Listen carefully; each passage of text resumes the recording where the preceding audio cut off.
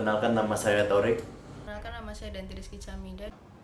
Perkenalkan, nama saya Pratiwi Mulya.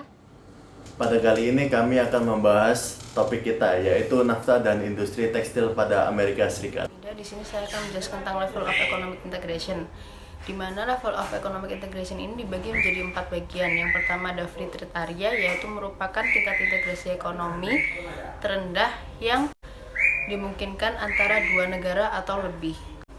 Yang kedua yaitu custom union. Custom union adalah integrasi ekonomi di mana negara menghapus semua hambatan perdagangan di antara mereka sendiri dan menetapkan kebijakan perdagangan bersama terhadap anggota lain. Yang ketiga yaitu common market, artinya integrasi ekonomi di mana negara-negara menghapus semua hambatan perdagangan dan pergerakan tenaga kerja dan modal di antara mereka sendiri dan menetapkan kebijakan perdagangan bersama terhadap anggota lain.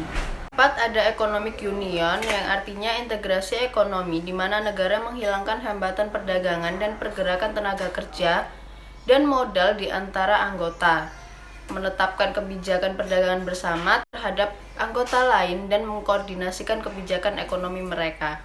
Selanjutnya ada the common case for regional integration, yaitu yang pertama semua negara memperoleh keuntungan dari perdagangan bebas dan investasi. Yang kedua yaitu integrasi ekonomi regional merupakan upaya untuk mengeksploitasi keuntungan dari perdagangan bebas dan investasi.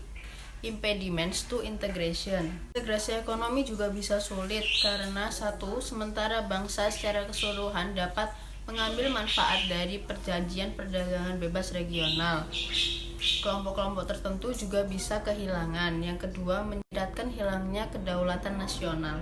Perusahaan tekstil berusaha meningkatkan margin keuntungannya dengan cara mengurangi biaya. Nah, hal ini dapat dilakukan dengan memindahkan produksi mereka dari tempat yang membutuhkan biaya lebih banyak ke tempat yang membutuhkan biaya lebih sedikit, yaitu negara Meksiko. Nah, dengan memindahkan produksinya ke Meksiko, perusahaan tekstil dapat menghemat pada bagian biaya tenaga kerja dari $10 sampai $12 per jam ke 10 sampai 20 US dollar per hari dengan harga bahan baku. Hal ini mengakibatkan penurunan harga seperti kaos putih polos yang turun dari harga 24 US dollar per lusin pada tahun 1994 ke harga 14 US dollar. Tidak ada satupun perusahaan di dunia ini yang menginginkan profit atau keuntungan yang sedikit. Ada 3 efek yang diberikan oleh perpindahan lokasi industri tekstil tadi. Yang pertama adalah konsumen secara umum. Dengan adanya perpindahan lokasi produksi, harga output dari awalnya yang mahal sekarang menjadi lebih murah.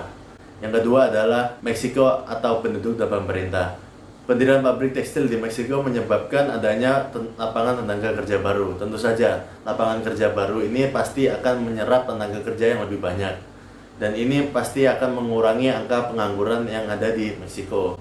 Yang ketiga, yaitu perusahaan pembuat benang di Amerika Serikat. Perjanjian NAFTA membuat perusahaan pembuat benang ini naik menjadi 70% dari total bahan baku mentah industri tekstil yang diekspor ke Meksiko. Dari tahun 1994 ke 2004, nilai ekspor bahan baku naik dari $293 juta menjadi ke $1,21 miliar.